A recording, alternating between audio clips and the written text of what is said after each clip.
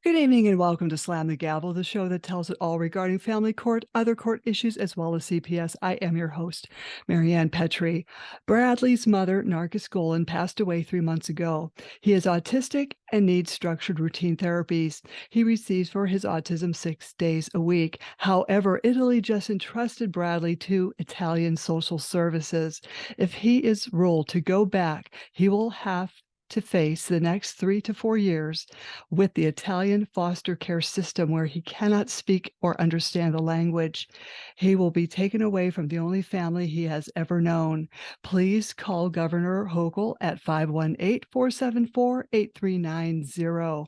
That's 518-474-8390. Hashtag keep Bradley safe. I have a return guest. I have Claudia Ovalles back on. She was last on May 8th, 2021, Season 2, Episode 46, where we did talk about legislation regarding custodial interference.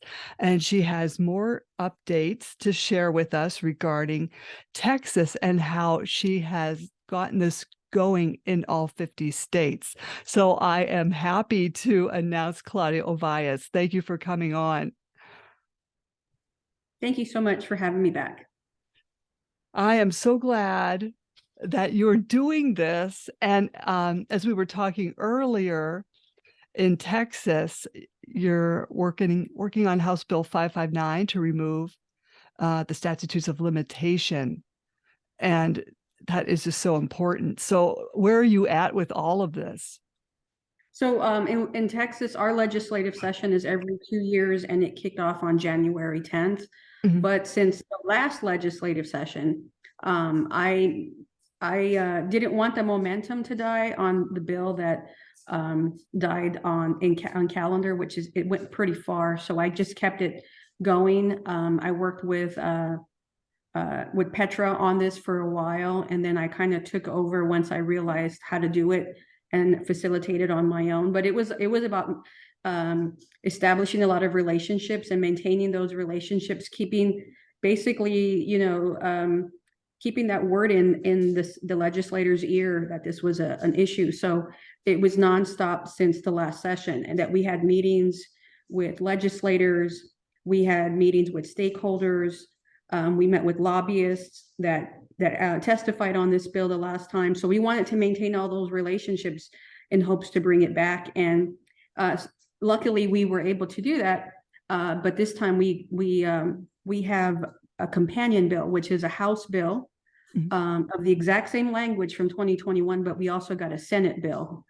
So it's a companion bill. So it's the exact same bill, but this time it'll go through the House and it'll go through the Senate, which is a little bit more gives you more of a possibility. And this time I was able to get Republicans to file it. The last time I had a Democrat. And so because the bill did so well, and I knew that it would get Democratic support. That's why I pursued a Republican. And it's been a big learning process. So it was about establishing those relationships, making sure that the discussions were not about your individual case, but more on the overall problem in the state of Texas. So you've got the House Bill 969 and the companion bill, Senate Bill 431. And yes. that's complete, right? Is that all done? Or no, those are currently filed. One was filed in, I believe on December 9th was a House bill, and then on January 12th was a Senate bill. But then I discovered in November, because November bills can get introduced or pre-filed. So House Bill 559 was pre-filed on November 14th. And that's the one removing the statute of limitations. And I can go into that one a little bit because I actually got to meet the other parent who filed that bill. So now we have basically tag teamed to get these all introduced, working together. And that story was, if this bill gets passed, that will be named Bianca's Law. So that mother, her name is Dina Herbert, and she's from Houston. But in 1995, her child was abducted from the state of Texas. And she relocated or found her daughter 25 years later in Mexico through a private investigator. And unfortunately, the statute of limitations had expired on custodial interference. And when her case was charged, they never added a kidnapping charge. So there was no accountability on the abductor. And she did find her daughter 25 years later in Mexico, but the child is now 29 and has complete, has basically living the life of a hostage. She never knew her real name. She was abducted at 19 months. She never knew her mother was alive. She was told that her mother had passed. And when they found the child, her mother had 90 minutes to talk to her. And that was it. So she lost her again because of the failure in enforcing these laws. So I met her through a conversation, and then we went together to the Capitol on the 25th of January with a couple of others, including a law enforcement officer who was the one who found her child. And we went through these legislative meetings together, and they're all connected because it starts with what I introduced, and the severe case is what happened to her. So we are working together to get all these laws passed, and the retired police officer is actually helping us, because he said these officers don't know this law exists. They need training. He even asked me, would you consider creating curriculum to train these officers, because they don't know this law exists at all. And it's something that we see all the time when I hear from parents. They're told that it's a civil issue, and it's not. So we're going back again in about a week, and we'll be meeting up and doing it all over again. That is just amazing. Thank you. Totally thank you for all this hard work you have been doing. And, this officer that's been helping you, he offered you to do the curriculum, and what would that entail? I'm not sure. He said, he just suggested, have you ever considered actually training at the academies? Because this is where they introduce a lot of this stuff. But if you don't put someone in that position that's experienced or lived this, they really won't get it. They're going to hear it's a civil matter, or get your attorney. This is a child custody. This is, you need to take this back to family court, and that's not the case. And so, I've considered it, but I'm still trying to finish this off. I put too much on my plate sometimes, and I got to see this through. Then we can discuss that later. But there's been just so much, and then just trying to share this with other parents, try to motivate them, get them more involved, and it's actually spreading. We have teams in different states, and when we found certain bills that have been filed in other states, we kind of get parents behind it, like a Connecticut bill. It may be a bill, but we don't just support good bills, we also oppose bad ones. So there is language in some of these that could be really really harmful. And the other bills, when we had been talking earlier, like in Connecticut, Tennessee, California, Missouri, and Utah, I'm sure they have bad bills there too. I'm sure Pennsylvania has bad bills. How do you go about correcting them? You just do, you just amend them? Yeah, you amend one. So in Pennsylvania, we have someone that's working on it, Rael LaPenta. She's working with a senator there to take on this, filing a bill on there to amend it. It's been years, decades since their bill has ever been amended. In California, their bill is California 278 and 278.5. Their bill has the word malicious. How do you prove malicious? Maliciously withholds, maliciously takes. It's an adjective. You can't prove that. And an officer is going to look at you like, how can we prove that? So what I did is I just copied and pasted, and I put a line through it. I said, willingly. How about willingly takes, willingly withholds, that kind of thing. And that's all it is just something small like that. And I submitted it and just to see if they'll make the change. All you can do is try. You're no further ahead than where you were yesterday. So let's just try it. And so it's about those. It's about catching bad bills. Like for instance, in Tennessee, they have a Senate and a House bill, but their bill is about enforcing this for CPS. Well, if they're not enforcing this for parents, why is it any better to enforce it for CPS? That's really not fair for parents who have been experiencing this, but now you're going to easily take the word of CPS to get this enforced, and it's not something that's like I said, fair for parents that have been experiencing this. I've seen it before where officers will take a CPS report to do this, or they will report it as an issue, but they won't even help a regular parent. So those are the things that we look out for.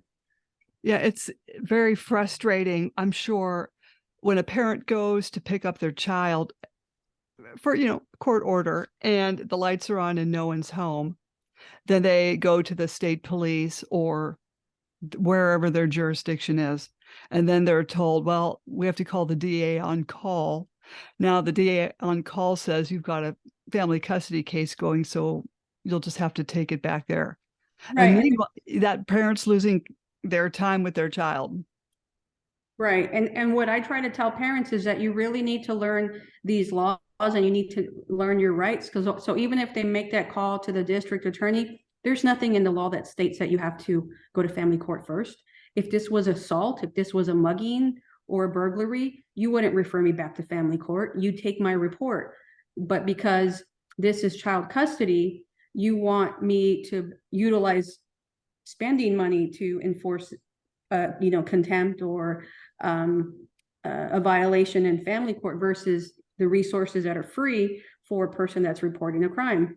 So it's about reading the language, understanding what their policies are. When law enforcement tells you it's a civil matter, it's actually misinforming the public, because you can't take a criminal case to family court. The judge isn't going to want to hear it. He's going to say, this is a family court. This is for civil issues. So I can't take this penal code or this crime before a family court judge, but yet that's what law enforcement told me. They told me it's a civil matter. I didn't bring a civil matter to them. I brought a crime to them. And that's some of the stuff that we share. And a lot of parents don't know. They don't know this law exists. It's been around for, I would say, over 40 years. It was really pushed in the early 1980s when the Adam Walsh Act and the Missing Children's Act were enacted, and it kind of trickled down to different states. So every state has this law. Some states have it as a misdemeanor. Some states have it as, most states have it as a felony. I think one state does require you to go back to family court, and I think that's North Carolina, but it exists in every state. We just don't know about it. We don't talk about it. Our attorneys don't tell us. And it's there, and it can mitigate a lot of issues, a lot of problems. Yeah, that's astounding. It's a shame. How many teams do you have in all these? Each state, you just have like a team of 4 people, is it, or 6 people? Well, we have one lead in certain states. So we have Washington covered, Wisconsin, we have Colorado covered, New York is covered, Texas is covered, Pennsylvania, Florida, and then there's other parents that want to get more involved. Someone wanted to help out in Arizona. And it just takes someone that is a constituent or a resident of that state to be able to request meetings. They know their state better than we do. They know their laws better than we do. And, if they want to inquire with their legislator about this law, then invite some of us on a call, because we're really well versed in this. And it just takes them being a resident, because we can't do it. And I did it in California because my sons live there. So I said, my children were here. I did come here once, and I reported this to California police, and they denied me. They told me my Texas order wasn't worth anything. And how is that possible when I have an order and I'm here for my visitation? So that's why I proposed that language to amend their law. And I experienced it in Texas, and so I push it here, and I've experienced it in Florida when we were stationed in Florida. And believe it or not, I had a meeting with a Florida legislator yesterday, and I introduced what we're doing in Texas, and he asked me for the bill numbers. And I said, we were there as a military family. We experienced this as a military family. My husband was active duty. Military families don't make a lot of money. And then for no one to help you, not the security forces on base, not the city police, not the county police, then we have to drive to Texas just to get some type of assistance because my case was here. But what you put a military family through, and there's no help not just for us, but for regular, plain parents, good parents. And so he was really, he was really taken back about this, how this happened. And I heard today that he's taken an interest in the language that we have in Texas, and I can explain that a little bit. So in Texas, it's a felony, it's a state jail felony. But it's kind of some would think it's a harsh punishment. But for parents that have experienced this a lot, this is their only avenue to go, because they've already exhausted funds financially. Family court did not help them. They had no type of accountability, nothing. And so now, they wait for and they expect that visitation, and the person is still won't comply and won't work or co-parent with that parent so they could see the child. So in Texas, what was filed was a bill that would allow a municipality, like a city or a county, to adopt an ordinance, a city ordinance, to make it a citation. So now law enforcement has a tool that would, when you call officer to the scene of the exchange point, whether it's a McDonald's, your address, whatever, now they can actually write a ticket to that parent. And it can range from anywhere from $0 to $500. And that way it would basically encourage them. You can encourage the visit, or I'm going to write you a ticket. It doesn't remove the felony from the state. With enough of these tickets, the DA might say, hey, you're not learning your lesson. You're still not complying, and you're being fined. And the ticket would be paid at municipal court, just like a speeding ticket or parking ticket. For people that drive too fast, they get speeding tickets. They're going to stop speeding. For those that have these parking infractions, they're going to stop, violating those parking infractions. So that's what the hope is to reduce these. We have 1,000 a month in San Antonio alone. We have more in bigger metropolitan cities in Texas, but 1,000 here are reported a month over a 4-year time. We've pulled those. I pulled those records. I had a reporter pull those records to confirm, and that's what it is. It's about an average 1,000 a month. And so what does that mean? At least 1,000 kids aren't seeing their other parent when they should. And when I talk to legislators, I bring that up. And in some states, the crime is a crime under family violence. So if these calls are to dispatch are generating domestic disturbance as a category, this is why domestic violence rates are high. And so if you would lower those numbers, if you reduce these violations, but most importantly, it's about the child seeing both parents as much as they can. Also, something that I tell legislators is that law enforcement, this happens so often that they know which family or which person isn't going to comply, and they go to the same address on the 1st, 3rd, and 5th of the month, or whether it's going to be right before a holiday or something. So this law would reduce those resources. I mean, it would better utilize law enforcement resources, in emergency situations, things like that, because long term, we're trying to bring these violations down. And then, in the end, if the city decided to adopt this ordinance, they would generate money, because now they have another form of ticketing. And if you have 1,000 a month, you're going to generate, a hefty sum if you want to start lowering this down. And people aren't going to want to show up to municipal court or have to pay a fine. So that's the hope, is it would fix all that.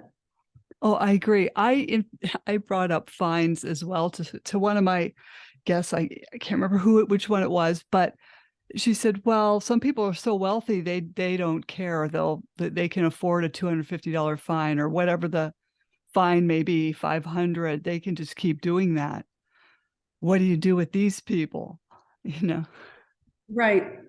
And that was a concern too, is that, well, it doesn't remove the felony. If the DA decides to take it, now they have a little bit more of documentation, because they have, some type of reporting, which is, that citation, whatever the other parent can get from law enforcement to report it.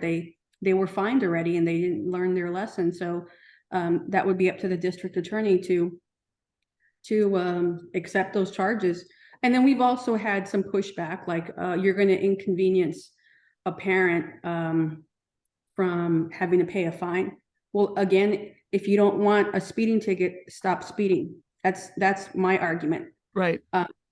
And, there are people like, well, what if the parent is withholding the child for a reason? And the law actually has stipulations. Let's say a parent shows up and they smell like alcohol. Okay, there are some stipulations in the law for those concerns that you don't want the child to be released to the other parent because they smell like alcohol.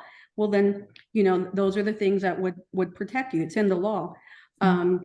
But overall, a lot of times it's just a parent that just doesn't want to co-parent, and they don't want you to have time with the child and those types of things. So I think this has been something that we have discovered, and we're willing to push it.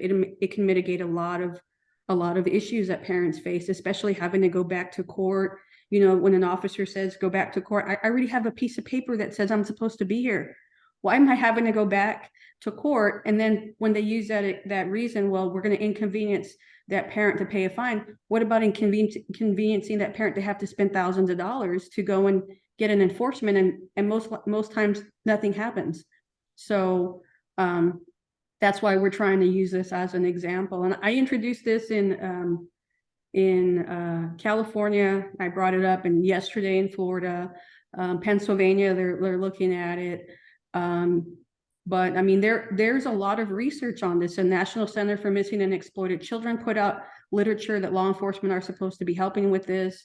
We have research from the Department of Justice that has come down, and they talked about this. They've done studies on this. This has been a huge issue for decades. There's funding that comes down to different states and local law enforcement for training. We see training all the time, like for Amber Alerts or for technology updates or for a lot of the apps that kids get on. There's a lot of child trafficking and human trafficking. There's a lot of little alerts that go out.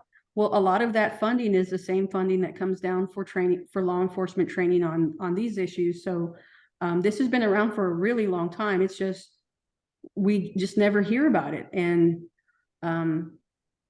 it's just out there for parents to learn about, to know, and learn your rights. Because we feel, kind of helpless after coming out of family court. We're out of money, and we're mentally exhausted. And then now I still can't see my child, that kind of thing. So that's what this is about, is making sure the kids see the other parent, but also, holding the other parent accountable,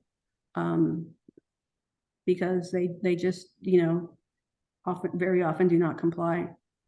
And it really teaches a child, you're teaching the child that rules and laws don't apply by, violating these types of things.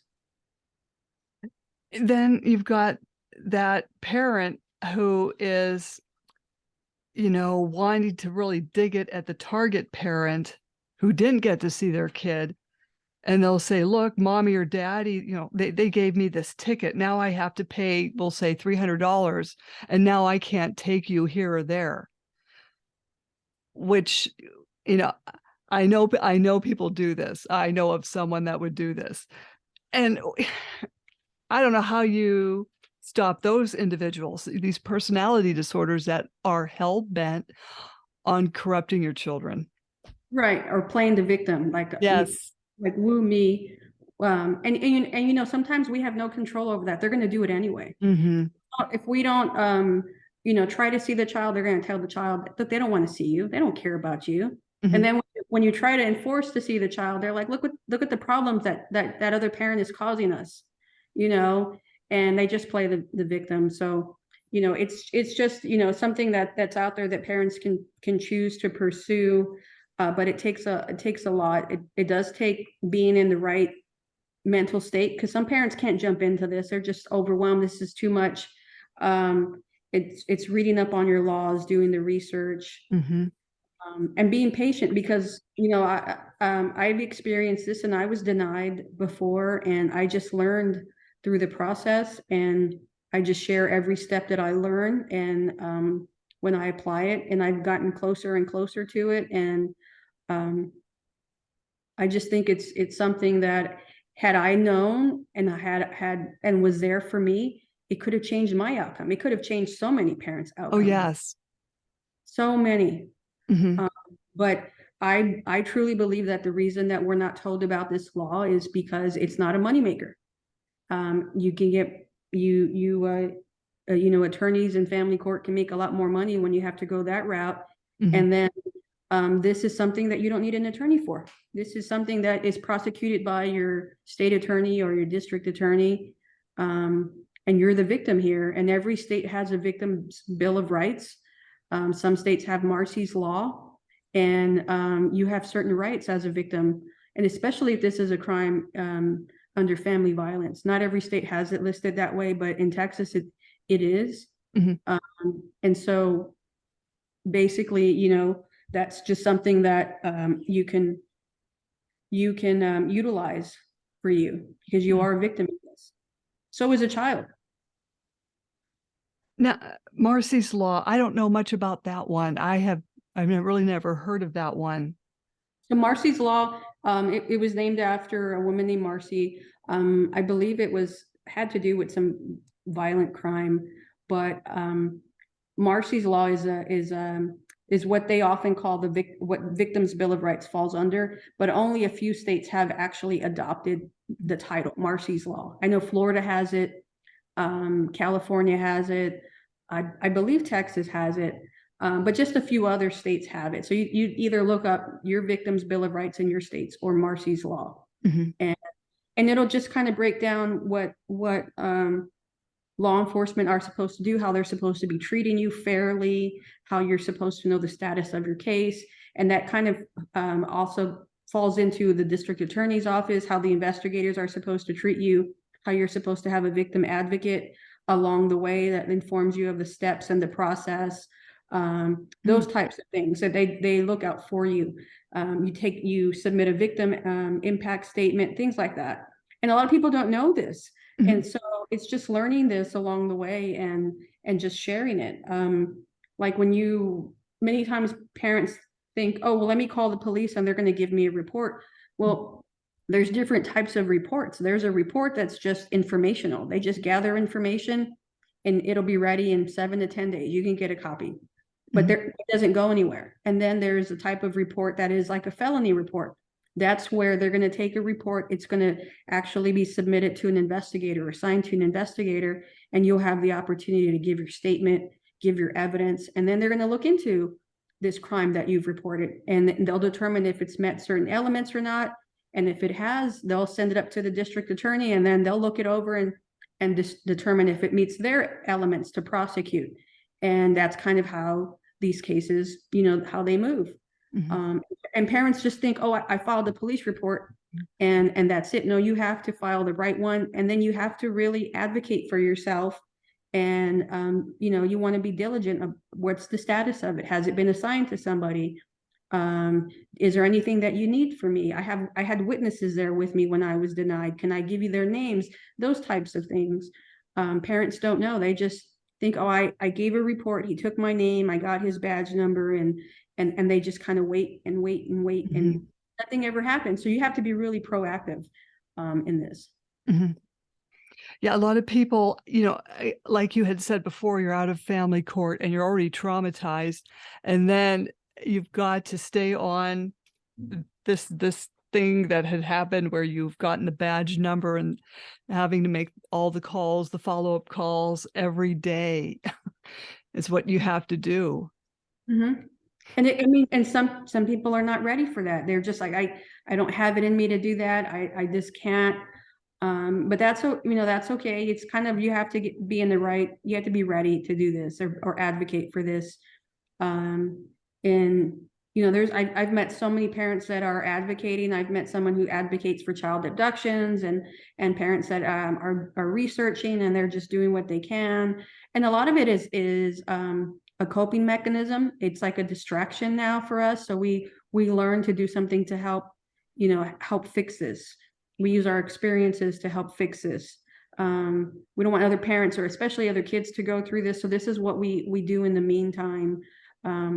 And we can contribute this because it's very meaningful when you're making a change. Like, gosh, to get a law filed, I was over the moon on that. And then when I got a second one, just couldn't believe it. I just really couldn't believe it. And I remember my therapist had told me, he goes, you need to find something long-term, Claudia, just in case. You need to find something. And I was thinking of stained glass window. I'm going to do one, and it's going to be really nice. I'm going to hang it in my home. But then I dove into this. I said, this is my long-term project. I'll see this through. And then I'll find something else. But this has been it for about 2 years. You're making a lot of headway just in 2 years. Yeah. With this, well, congratulations with all the states you've covered. Yeah, it was this. And then we had a little sidetrack with Caden's Law. We had to handle that in California. We learned about that and what the reauthorization of VAWA would do to like parents that experience parental alienation and stuff like that. So we had to take a little sidetrack handling that in California.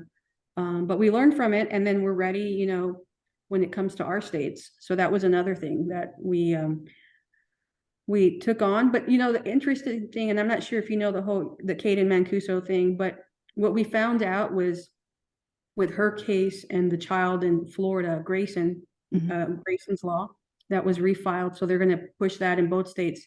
It involved custodial interference. It involved a parent calling law enforcement for help, and they denied helping that parent. And that murder, that child, that was preventable. And it's because these law enforcement officers say it's a civil matter. There's nothing we can do, go back to court. And that's what we've connected with this. It happened, we confirmed it in Florida. We confirmed it in Pennsylvania. The parent called for help, and they were told it's a civil matter. Nothing we can do, go back to court, call your attorney. And that's just something we have discovered. And it's mind-boggling that it's just all connected. But we just keep a lookout, because if these laws need to be changed or addressed or brought to the attention of legislators, because there are over 40 years old, not many legislators stay a legislator that long, so they don't know that these laws exist, and they don't know there's a problem unless you bring it to their attention. And we're not talking about meeting with them and you know, just bringing in all this court drama. My ex did this, and he's such a, you know what, SOB, and I spent so much money. It's not about the drama. It's about, there is this law that exists and it's not being enforced. And you know, I experienced, this other parent experienced it, and we've experienced it throughout the state. It's not just one, you know, location. So you know, it's just kind of getting used to that when you talk to legislators, and being respectful and tactful, and because they're people too, you know, they have families too, and some of them have probably lived this, and some of them may have not, and they're just so unfamiliar with it. But when I talk to a legislator about the bill, I bring up the last bill, and I have them look it up, and they see how well it did and how far it went and what kind of support it had on both sides. And then I tell them I brought it back, and I'm asking for your support on this bill. And then I wanted to give you a little background of what interference with child custody is. And then I explain it, and so they understand it. And most of these legislative or their aides, they're young college kids, and some of them can relate. They were children of divorce. They can nod, you know, they could say, hey, or my brother's going through a divorce and he's going through the same thing or something. So they can relate in some form. And they just, you know, take it in. I just said, I'm just asking for, you know, your support. I'll even talk to the ones that didn't vote for it last time, and I'll meet with them and ask them if there were any issues that I could clarify. There might be some issues, and then we just, you know, talk them through, and then I thank them for their time. And then I mentioned all three bills, and then we go from there. But that's kind of, you know, what I normally do. And I've been doing it for a long time. I mean, Petra helped me. She really kind of got me out of my shell. And then I could do this now on my own in about, I don't know, 15 minutes. So I had one today. I had a meeting. I usually do them on my lunch break. And I take my, you know, days off for work, and I go to the Capitol for a full day.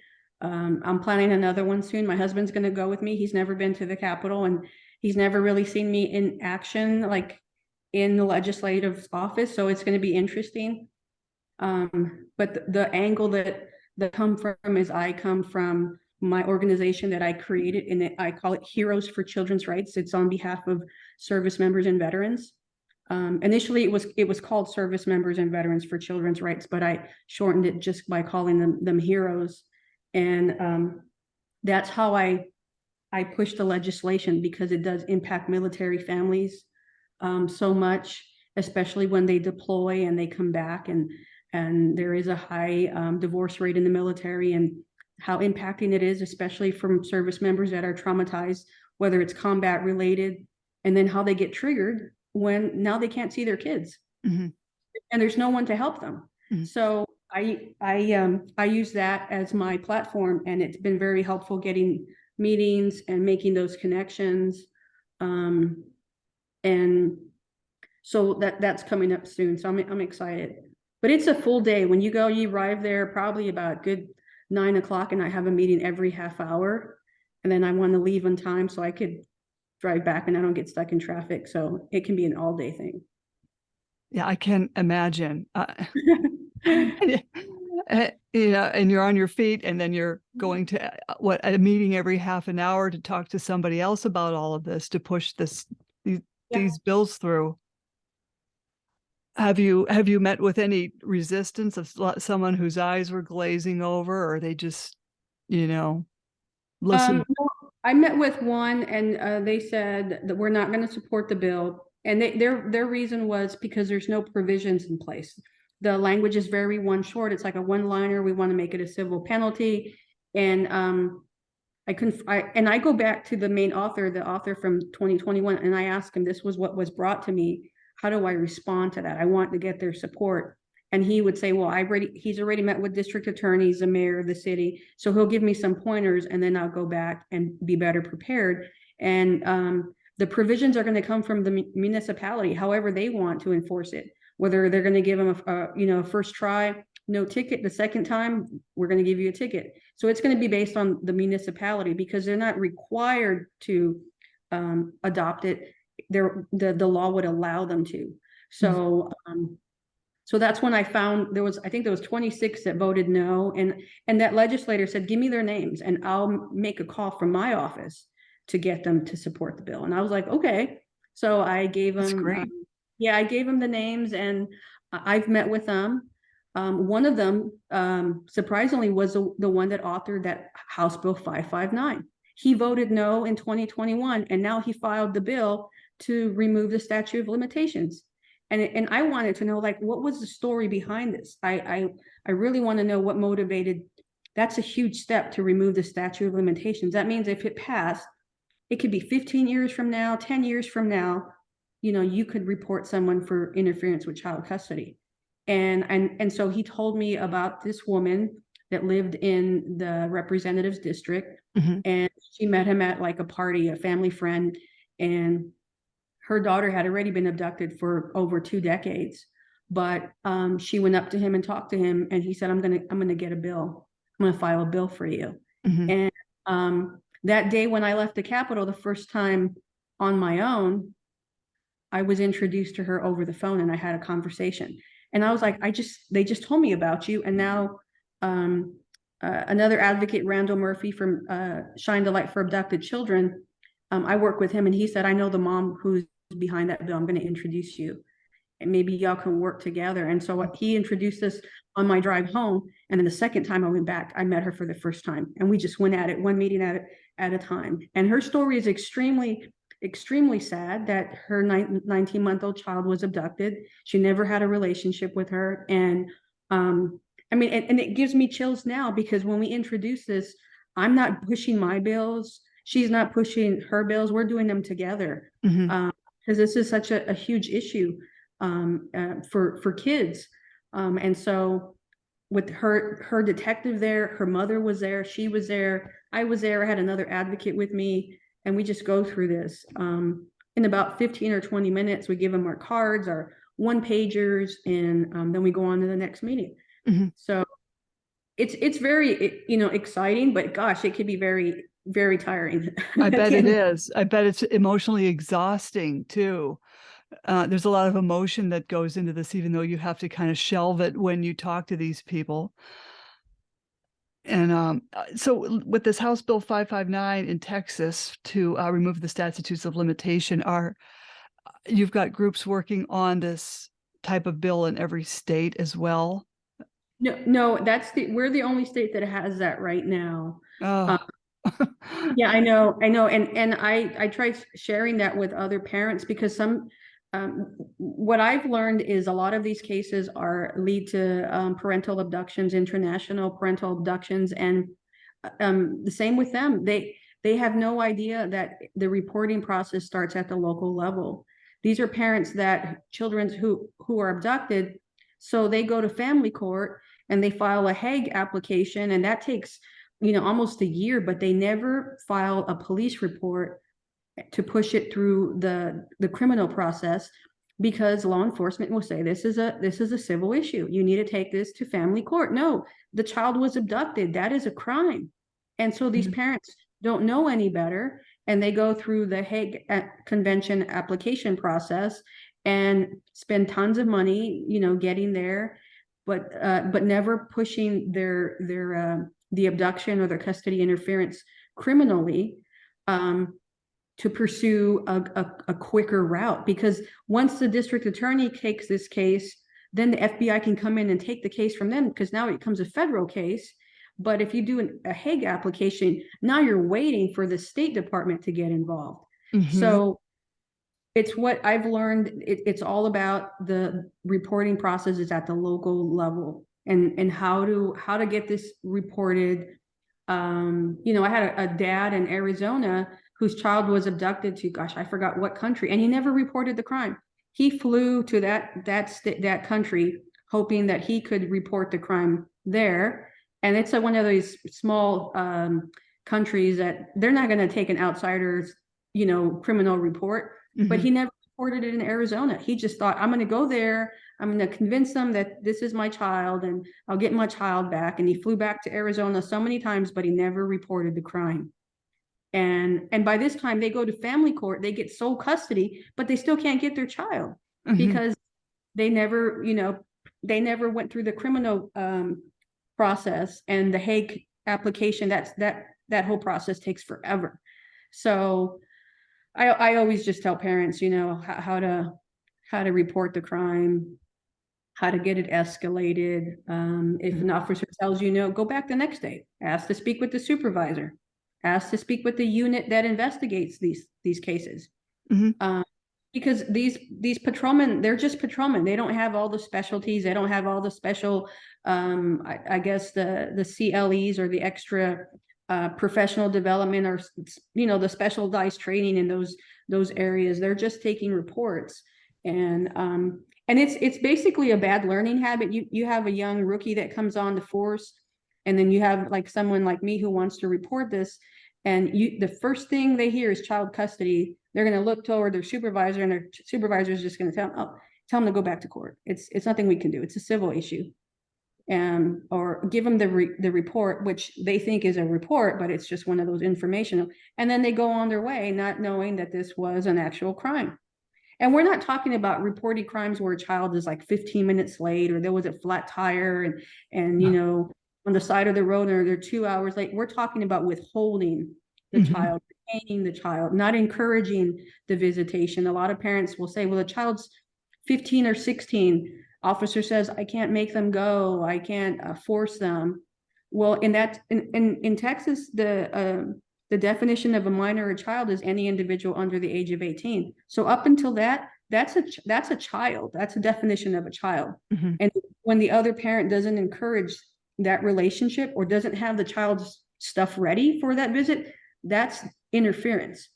And a lot of times we put children in the position to decide whether they go. You're putting them in a really mature level. You're bringing something like that to them to decide. They're not prepared for that. And so that's how I always make sure that I know what the law is as far as the definition of a child in the state. And I tell parents, know what the law is. In New Jersey, I think they were going to try to raise their custodial interference. I think it said 16. They were going to try to raise it to 18. Mhm. In Missouri, it's a misdemeanor. Right now, they're working on changing it to a felony. In Utah, they're trying to change their parental kidnapping law. They're trying to tweak it a little bit. In Connecticut, that bill is not really good. It only applies when you file a motion, inform the person that you're going to file the motion, and then when you have a final order. Okay, but what happens after that? What happens after you have an order? What if they interfere after? Where does the law apply? Mhm. And then their law also says that you can't report until the 15th day.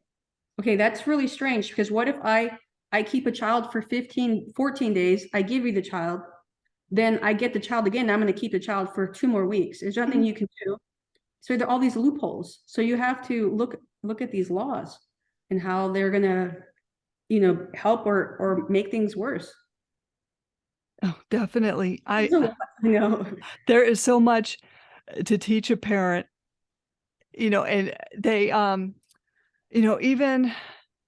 even when I was going through this and I went, to the state police, I brought the attorney all the reports. I like 3 or 4 of them. And he just said, just stop going. They're not going to do anything anyway. Like he wasn't doing anything anyway either. Yeah. And we don't know this law. We don't. I didn't know it until it happened to me, and I got introduced, and I was invited to go talk to my state senator. I didn't know who my state senator was. I didn't know what they did. And we actually sat in a little table with other constituents. It was like a town hall, and everyone brought up an issue. We had someone who wanted the public buses to run a little bit later. Someone says we have potholes on this side of town, and they're like, "What's your issue?" And I said, "Well, I'm supposed to be seeing my child, and there's this law that says you're supposed to hold the other parent accountable, and it's not happening." And I gave them a little bit of detail, and then it was time. Okay, that little time was up. Someone in that group, stand up and share your situation. And they all pointed at me. They're like, "Your thing is really good. You should stand up and share yours, because that's a really big concern." And at that point, our sheriff was there. He was visiting at that town hall, and they brought me. They go, "We want you to talk to the sheriff about your problem." And I had reported that happening to me, I think, earlier that day, and I was told it was civil issue. And I was told by the city police, well, now I have a county sheriff that's there, the county sheriff, and he sits across from me, and I tell him my issue. And he goes, "What kind of report did you get?"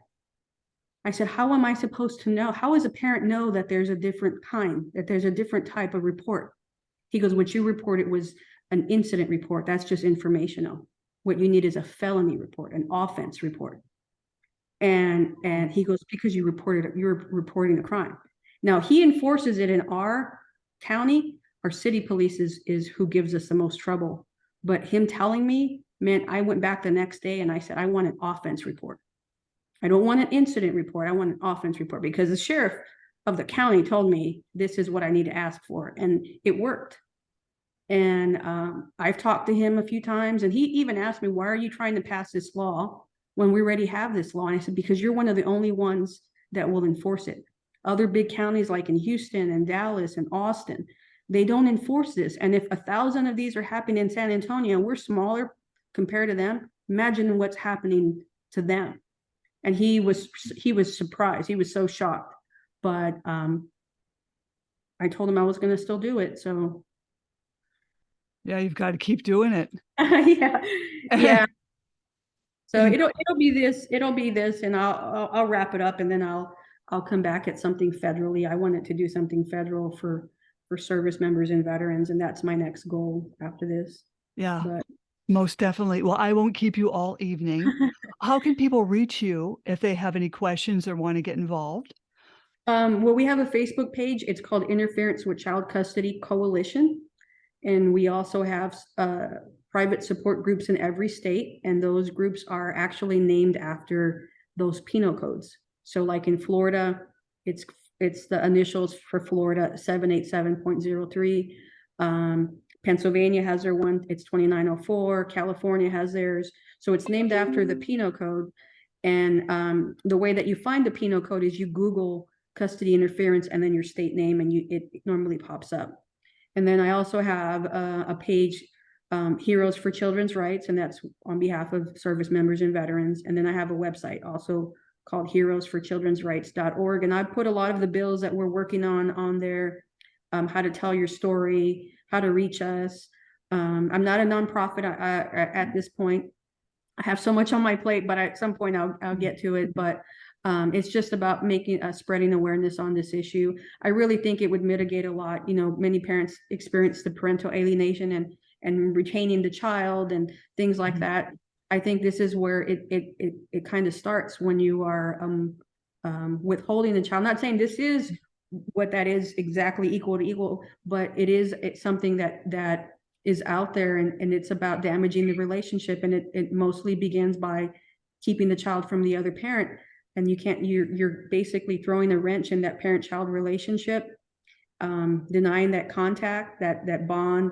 So this is just something that I've been pursuing because I know they're working on other things to change that or bring awareness to that. But I've even I'm trying to get an awareness day for interference with child custody as a first annual interference with child custody awareness day, or custodial interference awareness day. So I submitted for a proclamation of my city and see if other people will get on board to do it in their state. I think it will be a huge movement. We're trying to plan an event, and we picked the 8th of April. It falls into Child Abuse Awareness Month, but earlier in the month. And we basically subtracted the 17 alienating behaviors from the 25th, and we came up on the 8th. But on that day, we're going to try to task parents to send out emails to their legislators informing them of this law, as many as we can. And come Monday, when they open up their emails, they're going to hear from parents from all over that this is an issue. Why aren't we doing anything about it? So that's the hope, is that will bring awareness to this too, and just keep spreading what the laws are and what they mean and how to get involved and how to become your biggest advocate, because you are. There's no one that's going to fight more for you than you. So that's kind of where we're going with this. Excellent. Thank you, Claudia Ovalles. I will have you back on again. Don't jump off. Slam the Gavel is a podcast to help the public understand what really goes on in these family courtrooms. I am your host, Marianne Petrie, author of Dismantling Family Court Corruption, Why Taking the Kids Was Not Enough, and Cry Out for Justice, Poems of Truth. Join us again here with Claudia, another exciting guest. Thank you again. Thank you so much for having me. And thanks for what you do. Thank you.